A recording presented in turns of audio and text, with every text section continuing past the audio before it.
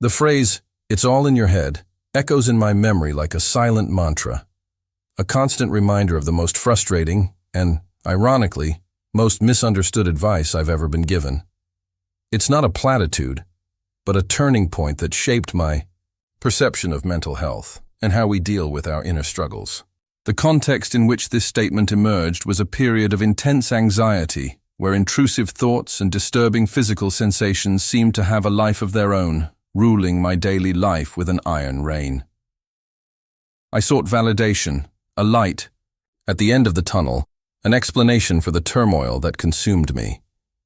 Instead, I received this sentence, delivered with the best of intentions by someone I loved and trusted, but which, unfortunately, reflected a gap in our shared understanding of psychological distress.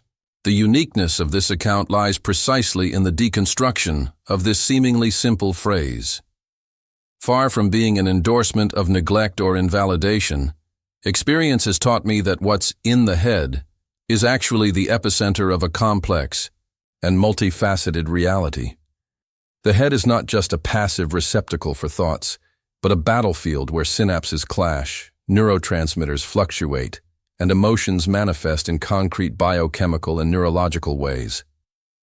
Ignoring this complexity in favor of a hasty simplification does a disservice to those seeking relief and understanding.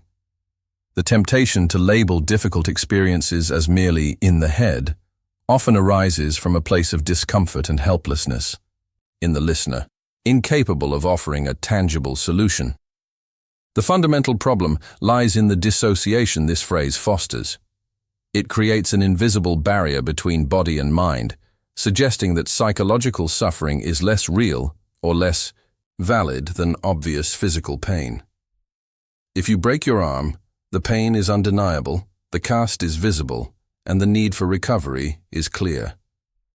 But when the pain is the racing heartbeat, the lump in your throat that prevents you from speaking, or the overwhelming exhaustion that robs you of your will to live, the absence of a clear external signal leaves room for doubt, and worse still, for dismissal.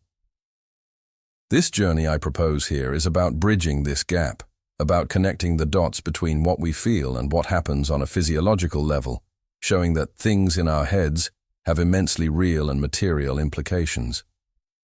The relevance of this narrative to your experience, dear reader, is undeniable.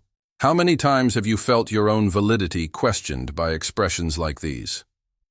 How many times has well-intentioned advice ultimately invalidated your pain?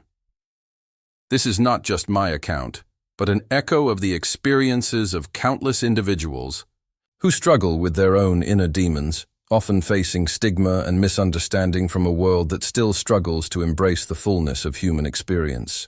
What we will explore next is a journey toward understanding, demystifying the idea that psychological suffering is a weakness of character or a mere mental invention. On the contrary, it is a complex manifestation of biological, environmental, and psychological factors that deserve recognition, respect, and above all, appropriate treatment. We're about to embark on a journey that will challenge the simplistic notion that it's all in your head, revealing the profound interconnection between mind and body. From here, we'll unravel the truth behind this phrase, seeking to understand the neurobiology of anxiety, the mechanisms of stress, and how these internal experiences shape our external reality. We won't present miracle solutions, but rather a path of self-knowledge and validation, where what happens in the head is recognized as an intrinsic and fundamental part of being, entitled to healing and well-being. The goal is to transform the perception of psychological suffering, equipping you with the knowledge and empathy necessary to navigate these complexities, whether on your own journey or when supporting someone going through a difficult time. Indeed, the fundamental nuance that's been overlooked lies in the very nature of the head as more than a mere container for abstract thoughts. It is the command center of the nervous system, a biological organ intricately connected to the rest of the body through neural and hormonal pathways. When someone experiences anxiety, for example, it's not just bad ideas that manifest. A cascade of physiological reactions is triggered. The release of cortisol and adrenaline, increased heart rate, peripheral vasoconstriction, and even changes in the digestive system. These are objective, measurable components that legitimize the person's experience. Ignoring this biochemical basis is like saying a storm is just a thing in the sky, without acknowledging the complexity of the atmosphere, the air currents, and the energy released. The perception that something is in the head doesn't make it less corporeal or less impactful on the individual's physical and emotional functioning. Furthermore, brain plasticity introduces a fascinating dimension to this discussion.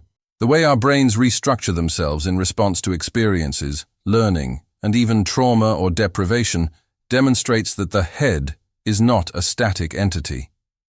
Habitual patterns of thought and emotional response can actually physically alter neural connections, strengthening certain pathways and weakening others.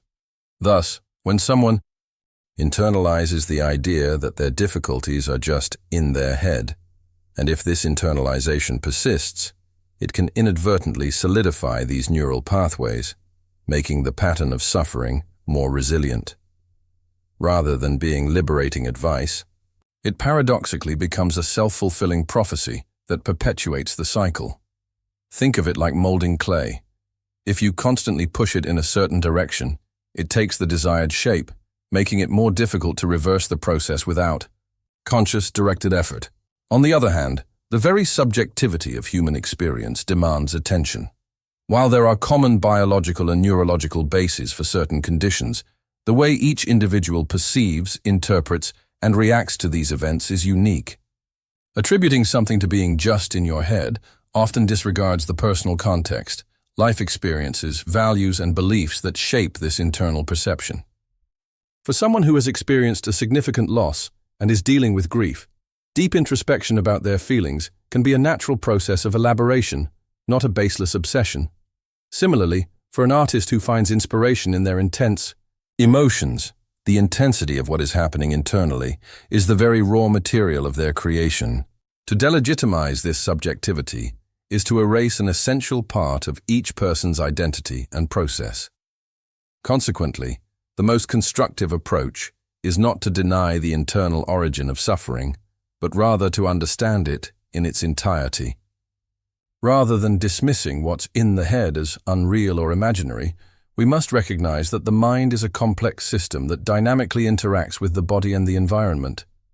The responsibility lies in exploring these things in the head with curiosity and compassion, seeking to understand their roots, recognize their physical manifestation, and develop effective strategies to manage and, when possible, transform these patterns.